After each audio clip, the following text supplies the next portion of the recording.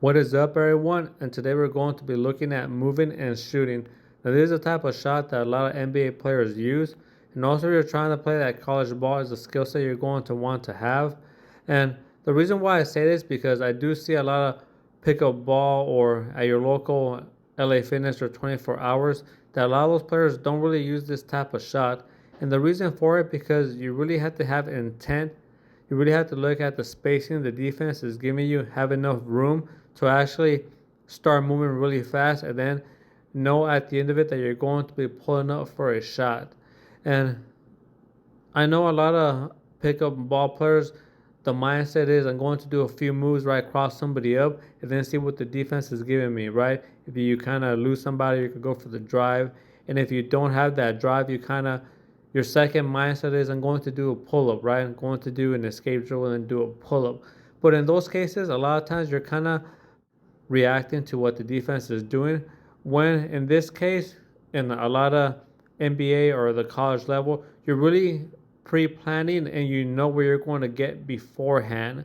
So you see, it's a big difference, right? You're actually planning for a shot instead of actually seeing what's going to happen. So that right there is going to be a big difference. We can call it IQ as well.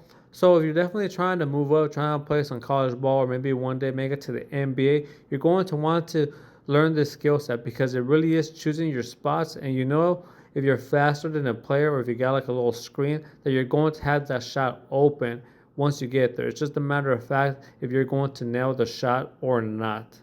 So with that said, let's dive into all the small little details.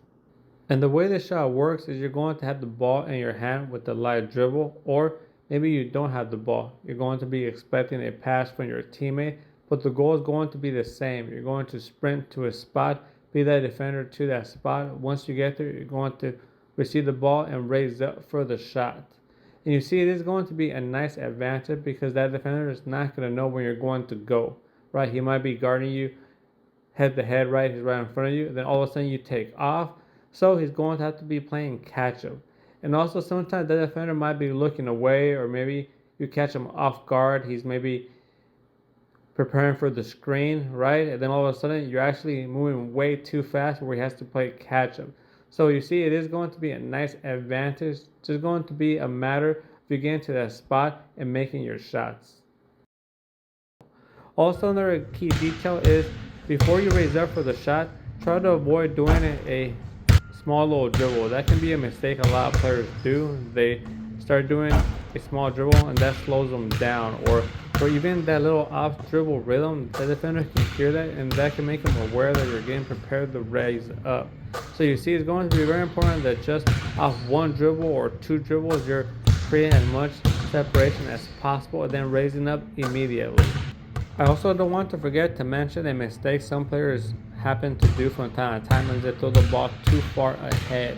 If you do throw the ball too far ahead, there's a chance that the defense might actually steal it, or maybe the ball is a little too far from your hands or your fingertips. You might catch the ball in an awkward position. Then that's going to make it a lot harder to raise up for the shot. You're going to feel you're losing control of the ball. So just make sure you're actually bouncing the ball a nice distance where you know you can get there quick enough, efficient, and it's out of reach of the defense. Now, I also know because you are sprinting and moving really fast that when you're raising there for the shot, you are going to have some momentum against you, right?